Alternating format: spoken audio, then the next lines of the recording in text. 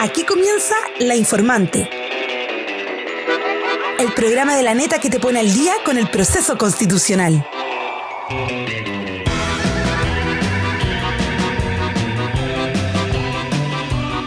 Que llega a ti gracias al financiamiento del Fondo de Fomento de Medios de Comunicación Social del Gobierno de Chile y del Consejo Regional. Bienvenidas y bienvenidos a un nuevo capítulo de La Informante, el programa de la neta, donde podrás ponerte al corriente de todo lo que pasa en el proceso constitucional. Y tal vez hay gente que nos sigue por primera vez y tiene dudas de qué es una neta. La Neta es un medio digital independiente fundado por Corporación Humanas en el año 2021 que sigue el proceso constitucional y la agenda legislativa. Te invitamos a revisar todo nuestro trabajo en laneta.cl y en nuestras redes sociales donde somos súper activas, LaNetaCL. Y con esta introducción entonces pasemos a un resumen express con todas las novedades de esta semana en el proceso constitucional. El pasado 7 de noviembre, el proceso constitucional cerró un capítulo, cuando la presidenta del Consejo Constitucional le entregó la propuesta de nueva constitución al presidente de la República. ¿Y en qué estamos actualmente? Ahora las campañas a favor o en contra del texto ya se encuentran en marcha y la ciudadanía ya puede empezar a estudiar este texto porque hay una iniciativa que se llama Kiosco Chile Informado, donde se están repartiendo las propuestas de nueva constitución gratuitamente para quienes quieran tener una copia. Así que les invitamos a acercarse a los kioscos que van a estar a lo largo de todo el país para conseguir su copia y estudiarla. Y en este marco, entonces, de campaña y de estudio de la propuesta constitucional, hemos invitado a Rocío Lorca, doctora en Derecho de la Universidad de Nueva York y académica de la Facultad de Derecho de la Universidad de Chile, para abordar uno de los tantos temas de la propuesta constitucional. Pasemos entonces a este bloque de entrevistas. Rocío, bienvenida, ¿cómo estás? Bien, muy bien, muchas gracias por la invitación. Muchas gracias a ti por estar acá y nosotras muy contentas también de tenerte en esta edición, pues vamos a tratar un tema que cuesta aterrizar, por eso les daré antes un contexto. A día de haberse entregado la propuesta del Consejo Constitucional al presidente Gabriel Boric, un grupo de académicos de la Universidad Adolfo Ibáñez encendieron las alertas tras la publicación de una carta en el Mercurio, donde plantean que la Constitución de la Seguridad hace inconstitucional la penalización del narcotráfico. Y aquí es donde entra usted, profesora, para explicarnos, pues según lo expuesto en la misiva, el problema radicaría en el numeral 8, literal A del artículo 16 sobre garantías penales mínimas. Y cito, ninguna ley podrá establecer penas ni medidas de seguridad sin que la conducta que se sanciona esté precisa y expresamente descrita en ella. ¿Por qué resulta problemática esta redacción, profe? Sí, mira, esa reacción es problemática, o el argumento es que hoy día la Constitución, en el artículo 19 de la Constitución vigente, número 3, tiene lo que se llama el principio de legalidad, es decir, la idea general de que si el Estado va a castigar a alguien con una sanción que puede llegar a implicar una privación de sus derechos tan grave como la libertad, tiene que encontrarse prohibida esa conducta con anterioridad y con claridad en una ley, porque la ley representa la voluntad soberana, tiene fundamento democrático, es pública, etc. ¿Ya? Entonces, ese es un principio muy importante en la idea republicana de Estado de Derecho. Siempre ha existido desde el inicio del Estado moderno el principio de legalidad penal. Es decir, que nuestros derechos más importantes solo pueden verse restringidos cuando hay una ley legislativa que así lo señala, ¿ya? La forma específica en la que está redactado ese principio en nuestra Constitución vigente es que la conducta tiene que estar expresamente descrita en ella y no dice precisa y expresamente. Entonces lo que hace lo que ocurre en la propuesta es que se incorpora junto a la voz expresamente la voz precisa, ¿ya? Y eso genera una discusión porque existen en el derecho penal unas leyes que nosotros normalmente denominamos leyes penales en blanco o de distintas formas, pero básicamente son conductas penales que reenvían una parte de su contenido a una norma que tiene una jerarquía inferior a la ley.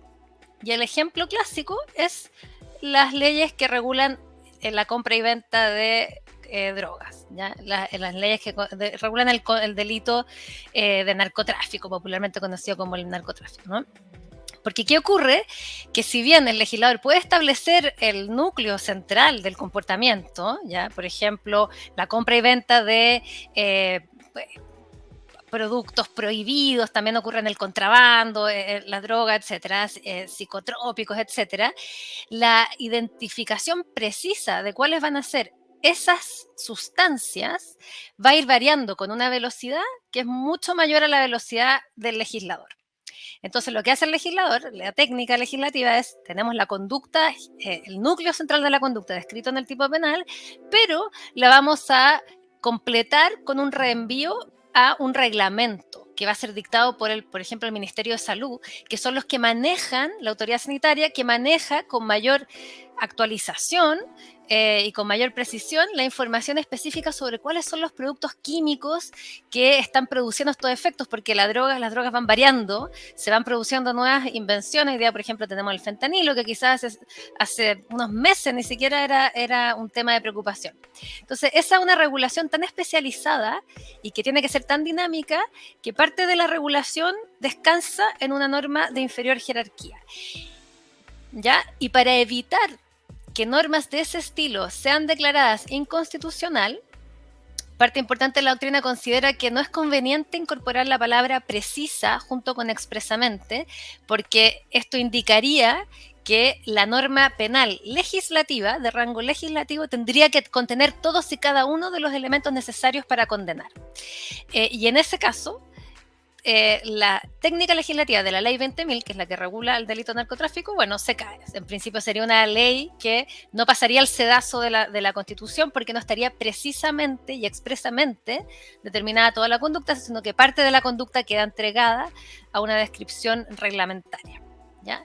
Ahora, ese es el problema. Uno podría decir, bueno, pero precisamente tampoco quiere decir completamente, ¿no? O sea, uno podría decir, no, pero ¿por qué lo vamos a interpretar de ese modo tan poco razonable?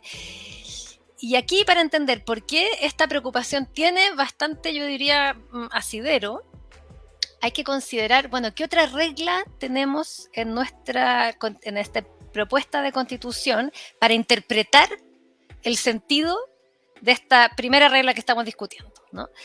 Y entonces no se puede entender el problema de la propuesta del principio de legalidad si uno no tiene a la vista la propuesta de la regulación de las infracciones administrativas, que es una regla que está más adelante en el proyecto, en el mismo artículo 16, creo que es el numeral, a ver, déjeme ver lo que lo tengo por aquí. Es el numeral 9 en el literal B del mismo artículo.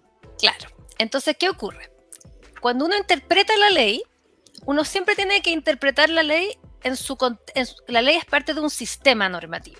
Uno no puede interpretar el 19 número 8 como si estuviéramos en el universo, en el vacío. El 19 número 8 tiene que ser interpretado en un contexto normativo, y parte de ese contexto normativo es el 16 numeral 9. Perdón, el 16 numeral 8, 16 numeral 9. Entonces, el 16 numeral 9 establece lo que hoy día la doctrina considera es el principio de legalidad, que exige al legislador establecer en la ley el núcleo esencial del comportamiento prohibido, pero le permite determinar con precisión algunas cuestiones accesorias, secundarias, como pueden ser cuáles son las sustancias que no se pueden traficar, ¿ya? En un reglamento. Como ahora la Constitución incorpora esta norma para las sanciones administrativas, que habla del núcleo esencial, tiene que estar en la ley y lo demás puede estar en un reglamento. Nosotros, como intérpretes, tenemos que entender que la regla de la legalidad penal, que es la del 16, número 8, es más estricta que la del 16, numeral 9, porque el constituyente aquí está claramente diciendo en un caso expresa y precisamente, en otro caso el núcleo esencial.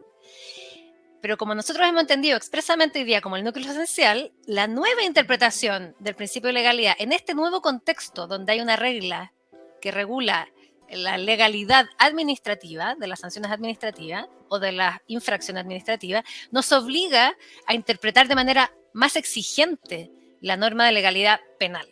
porque si no, no tendría sentido, porque tendríamos que interpretar las dos de la misma forma. Y obviamente, en este caso, eso no es posible hacerlo porque el constituyente está usando un lenguaje mucho más estricto en un caso que en el otro. Y eso nos obliga a interpretarla con sentidos diferentes, ¿no? Ese es un problema, yo diría central, que además, y con esto termino, se complementa con un hecho histórico, que esto aparece en una de las cartas que dio origen a este debate, y es que en el proyecto inicial de constitución, de la que terminó siendo la constitución del 80, la comisión propuso en ese momento definir la legalidad como la exigencia de que el delito se encontrara expresa y completamente establecido en la ley legislativa, ¿no? Ley en sentido estricto. Y producto de la preocupación de que esto pudiera dejar de manera, por así decirlo, muy inflexible la regulación penal, se eliminó la idea de incorporar completamente y se dejó expresamente, ¿ya? Con la intención de tener un principio de legalidad que fuera parecido a lo que hoy se propone como la legalidad en el ámbito administrativo, o sea, que fuera, que la conducta estuviera generalmente descrita, pero que su precisión y que la aplicación concreta pudiera quedar entregada a una determinación secundaria por el órgano administrativo que le diera un dinamismo, etcétera, ¿ya? Entonces, eso es relevante no solo para las leyes de narcotráfico, sino que toda la regulación penal que hoy día depende del desarrollo tecnológico, por ejemplo, también en materia informática, todos los delitos de contrabando, la criminalidad organizada que va generando, también la criminalidad de cuello blanco, que va generando formas de realización que van muy rápido, el organismo mejor... los organismos mejor capacitados para ir capturando esas formas de criminalidad no son necesariamente el legislador, sino que son organismos especializados que pueden ir complementando esa regulación, porque uno ve cuánto se demoran en pasar una ley en el Congreso. Puede tomar mucho tiempo, a veces no, pero a veces puede tomar bastante tiempo. Entonces la idea es darle un poco ese dinamismo, ¿ya? No sé si con eso queda claro, pero ese es uno de los problemas, porque no es el único, pero ese es como la preocupación de por qué podría quedar como inconstitucional una regulación como la ley 20.000, ¿no? Que es una ley que descansa para completar la conducta típica en una regulación de jerarquía inferior a la ley legislativa, ¿no? Que en este caso es un reglamento. Sí, profe, quedó claro. Espero que haya quedado un poquito claro para quienes tenían dudas, pero pasemos como a lo mejor a ejemplos. Y ahí Sí. con la explicación que ustedes me da, me genera una duda. En el caso que se aprobara como esta nueva propuesta de constitución, se podría como, no sé, podría ser como una norma que permitiera como retrotraer como ya condenas de narcotráfico a personas que están condenadas. Sí, sí. A ver, ¿qué es lo que ocurre? Todo esto es una gran especulación, porque todo esto va a depender de, bueno, lo más probable es que si pasara esta constitución, digamos, con la regla tal y como está, la defensoría o los abogados van a levantar recursos de inaplicabilidad, ¿ya? Si llegase a declararse que la ley 20.000 es inconstitucional, uno de los problemas que vamos a enfrentar, no solamente la revisión de todas las condenas, que esto es algo que ha pasado, esto no es ciencia ficción. Mira, fíjese que en España, este año o el año pasado, se dictó una ley para regular de nuevo los delitos sexuales. Y esa ley cambió las categorías, y ese cambio de categorías llevó a que ciertas formas de comportamiento quedaran como una especie de impunidad o pudieran acceder a penas más bajas. Y entonces, ¿qué fue lo que pasó? Que los abogados de personas que estaban condenadas, que estaban cumpliendo su condena en la cárcel, revisaron esas sentencias, porque este es lo que se conoce como el principio de aplicabilidad de la ley penal favorable, que permite revisar sentencias cuando se dicta una ley penal que establece una sanción menos gravosa que la sanción que originalmente tiene una persona. Entonces, si a mí me condenan hoy día por un delito de hurto a, qué sé yo, 300 días de privación de libertad, y al día 100 se dicta una nueva ley que prohíbe las penas privativas de libertad para el delito de hurto y establece, en cambio, una pena de multa, yo, como todavía me quedan 200 días de cumplir de mi pena privativa de libertad, puedo ir y pedirle al tribunal que me revise mi sentencia y que me condene a la pena que me hubiera correspondido con esta nueva ley, ¿ya? Eso es algo que los abogados de las personas condenadas por estos delitos podrían intentar hacer. Y podrían ser exitosos. Y el éxito o fracaso de esa acción, bueno, va a depender de la interpretación que haga el Tribunal Constitucional. No sé cómo, yo no podría decirle cómo pueden fallar, pero tienen argumentos, por lo menos, para poder decir que efectivamente se trata de una ley inconstitucional. Puede que no lo hagan, eso no lo vamos a hacer, pero eso podría ocurrir. Y si eso ocurriera, todas las personas que se encontraran en esa misma situación podrían también reclamar que se les aplique esa misma regla y por lo tanto que se les considere cumplida la pena, por ejemplo, o que simplemente se les absuelva, ¿no? Y una vez absueltos, aunque el legislador dictara una nueva ley, esa nueva ley no podría aplicárseles porque hubo una ley, estos son los enredos a los que se dedican muchos abogados, ¿no? Pero esto podría suceder. Esa nueva ley no se le podría aplicar tampoco a estas personas porque esas personas ya fueron condenadas y ya fueron absueltas por esos hechos, ¿no? Entonces esto genera una serie de complejidad y como les digo, no es ciencia ficción porque tenemos el ejemplo español muy reciente donde de hecho se revisaron la sentencia. Esto es lo que ocurre también, por ejemplo, con la modificación que se hizo recientemente al delito de apremio ilegítimo que llevó a revisar y también la ley Naim Retamal, la regulación de la legítima defensa que nos llevó a revisar algunas sentencias condenatorias de, por ejemplo, en este caso eran carabineros que fueron condenados a ciertos delitos y que ahora con esta nueva ley se les aplicó retroactivamente la nueva regulación. Lo mismo podría ocurrir en este caso, si es que llegara a haber un pronunciamiento del Tribunal Constitucional en ese sentido. Todo esto obviamente toma tiempo. El punto es que abre un espacio de incertidumbre en un momento histórico, político-criminal, donde vemos un aumento del crimen organizado, que lo último que queremos es tener una mayor incertidumbre sobre estos temas. O sea, como de algún modo no queremos tener abiertas estas incertezas, ¿no? Porque este es el tipo de criminalidad que más nos preocupa, no solamente el narcotráfico. Yo creo que esto podría afectar otras formas de criminalidad organizada que también tienen estas características que van a requerir de unas definiciones más específicas por parte del poder reglamentario. Pero ese es un solo lado del problema. No sé si quiere que veamos el lado de las sanciones administrativas, que es como el otro lado del... O si esto todavía... Si usted quiere abrir ese camino, ábralo. Vamos a estar súper atentos a su explicación, ¿ya? Así que ya. Sí, dele. Mire, lo que pasa es que ese es un tema. O sea, por un lado, la regulación de esta forma del principio de legalidad en conjunto con esta nueva regla de legalidad para infracciones administrativas nos obliga a interpretar la legalidad penal de manera más exigente. Y eso puede tener como efecto, bueno, por ejemplo, que se abra un juego para declarar inconstitucional leyes como la ley 20.000. ¿Ya? Eso es una posibilidad cierta. Yo creo que ya hay argumentos plausibles para llevar adelante acciones de ese tipo. Y no sabemos lo que pueda suceder porque el Tribunal Constitucional no hace política criminal, tiene que aplicar la Constitución. ¿Ya? Y si las decisiones de política criminal tienen malos efectos en seguridad, eso no es una preocupación que el Tribunal Constitucional tenga que tener, es una preocupación del constituyente, del legislativo. El otro problema que tenemos es que como se introduce una regla de legalidad para las infracciones administrativas, en el artículo 16, numeral 9, se vuelve más difícil para los órganos reguladores regular la economía, sancionar la economía, sancionar también otras formas de actividad que van muy de la mano del crimen organizado, que están vinculadas con aquellas, por así decirlo, dimensiones de la corrupción y del crimen organizado que no alcanzan a ser delito, pero que se acercan, que forman parte de estas como redes de criminalidad, ¿no?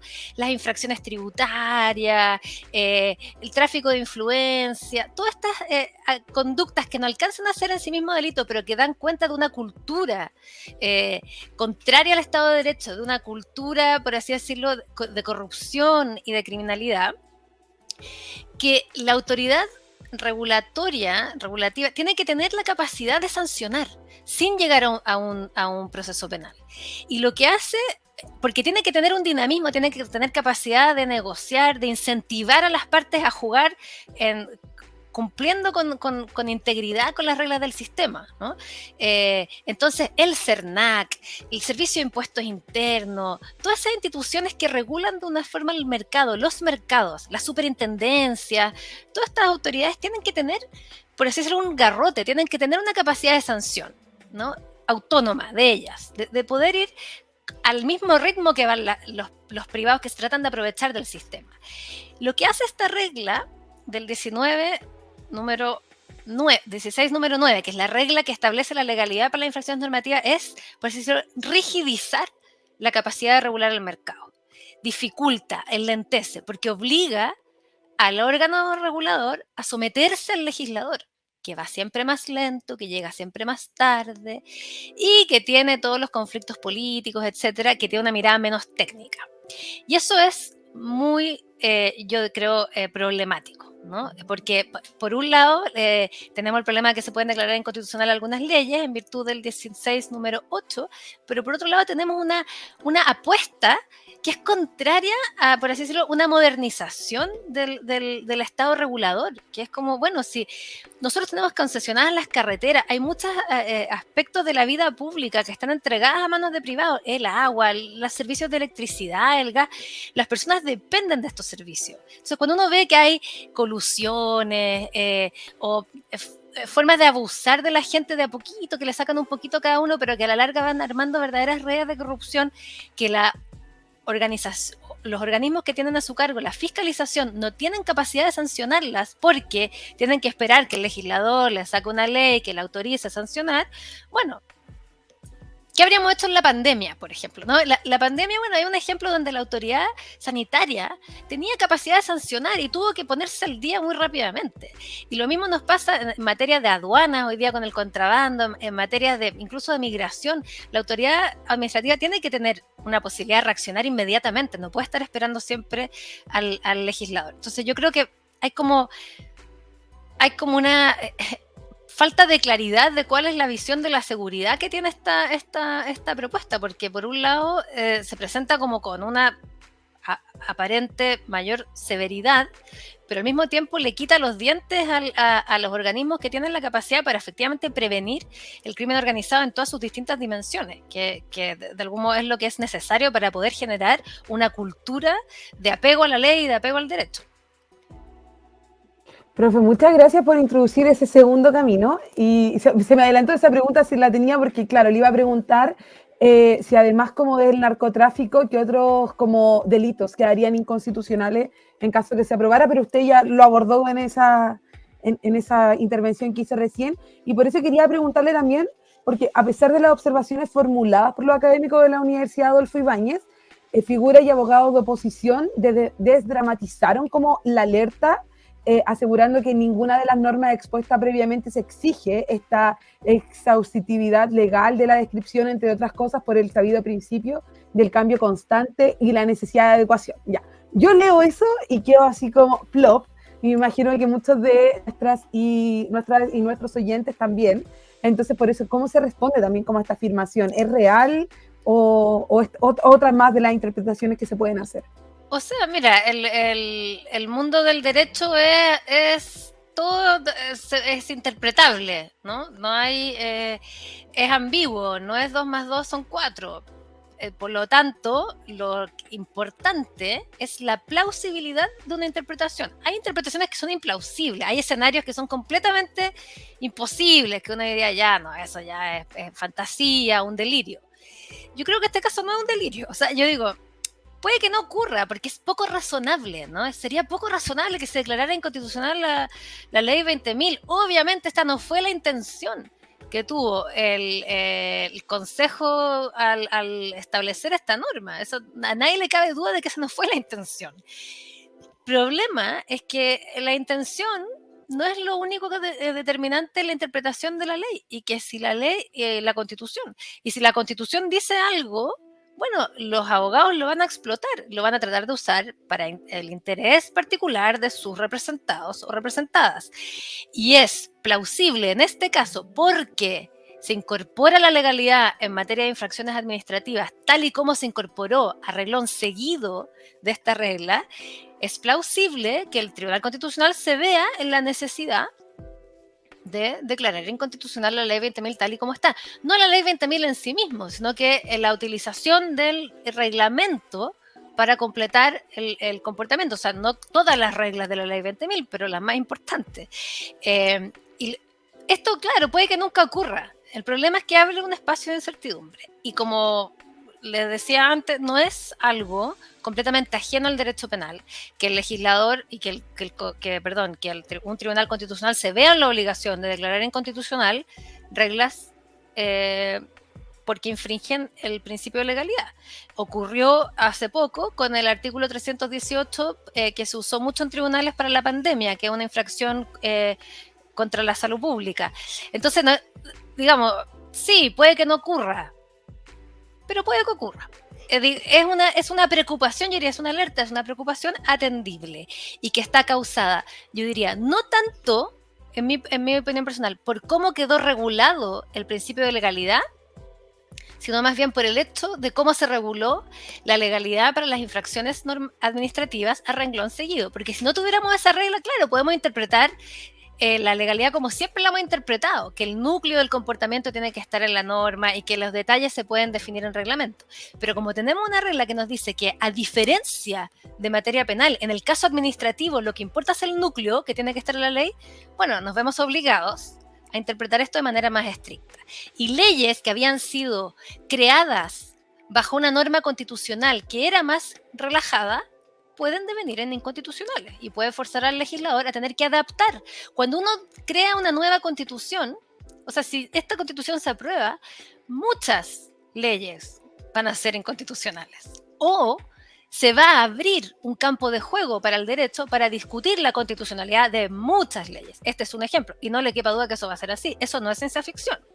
Y entonces lo que tiene que hacer el legislador, que ya tiene que hacerlo muy rápido, es adaptar todas las leyes a esta nueva constitución. Y en ese proceso los abogados le van a ir presentando recursos de inaplicabilidad en el Tribunal Constitucional. Entonces, mientras el legislador no adapte toda su legislación, los abogados van a estar presentando recursos de inaplicabilidad a todas las leyes que les parezcan inconstitucionales. Y el problema con las leyes penales es que los condenados tienen derecho a tener la ley que más los favorezca. Entonces, digamos, en toda esa discusión el Tribunal Constitucional llegara a declarar inconstitucional una ley, bueno, eso el legislador ya no va a poder hacer mucho, digamos, para resolver ese problema. Entonces, yo diría que hay algo que forma parte de lo que es un proceso constituyente, que siempre, si se dicta una nueva constitución, se abre un espacio de incertidumbre inevitable, porque, bueno, se ponen en cuestión todas las reglas existentes en el sistema jurídico.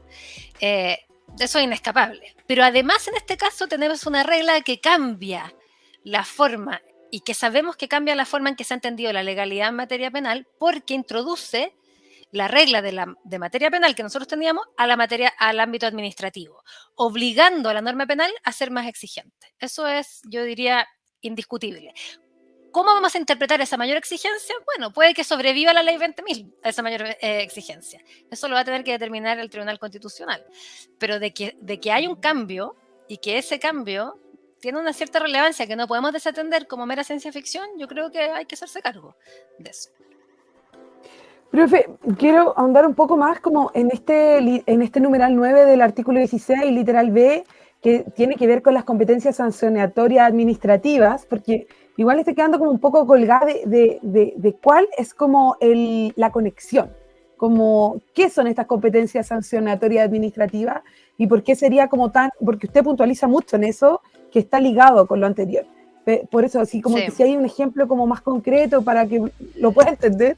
Bueno, por ejemplo, el Servicio de Impuesto Interno o la Superintendencia de Salud de ISAPRE, la Superintendencia de Banco, todas estas organizaciones que son como técnicas y que forman parte del Estado, pero que tienen como su propia dinámica interna, que regulan, ¿no? la economía, algunos servicios, la superintendencia de combustible, de electricidad y combustible, la SEC, que dice ya, bueno, todas esas servicios y esas superintendencias, todas estas organizaciones administrativas cumplen una función regulativa muy importante. Nosotros tenemos el legislador que dicta las leyes, pero todas esas leyes después tienen que ejecutarse. Y para ejecutar esas leyes, estas instituciones lo que hacen es dictar las leyes más específicas, más concretas. Cómo usted tiene que declarar su impuesto, dónde tiene que meter el formulario, en qué fecha lo tiene que hacer, qué pasa si se le olvida, si declara mal.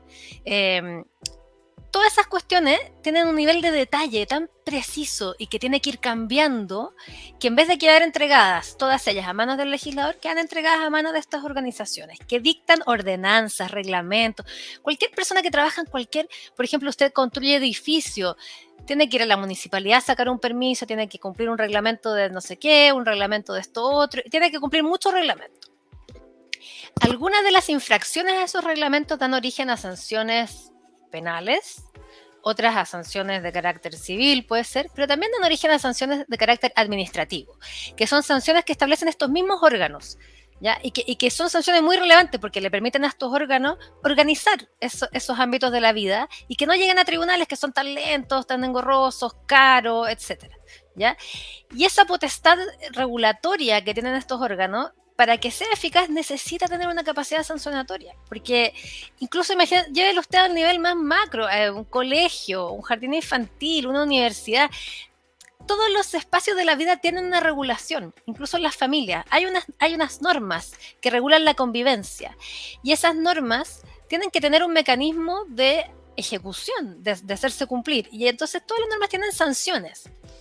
Por ejemplo, si usted, qué sé yo, no cumple con su obligación en la universidad, se le puede establecer una cierta sanción universitaria al interior de la universidad. Pero la capacidad que tiene la autoridad de sancionar es importante porque le permite a la autoridad darle vigencia a las reglas que regulan el quehacer. Lo mismo ocurre en salud. Cuando una clínica infringe un reglamento, por ejemplo, bueno, el Ministerio de Salud, a través de algunas superintendencias, etcétera, yo no soy experta en derecho administrativo, pero ellos tienen la capacidad de sancionar esa infracción para incentivar el cumplimiento de la infracción y porque va a ser una sanción más ágil, más rápida, que le va a dar dinamismo y le va a dar efectividad a esa regulación. Lo que ocurre ahora con la introducción de esta norma es que obliga al ente administrativo a, bueno, o le impide sancionar él y tiene que descansar en la decisión legislativa.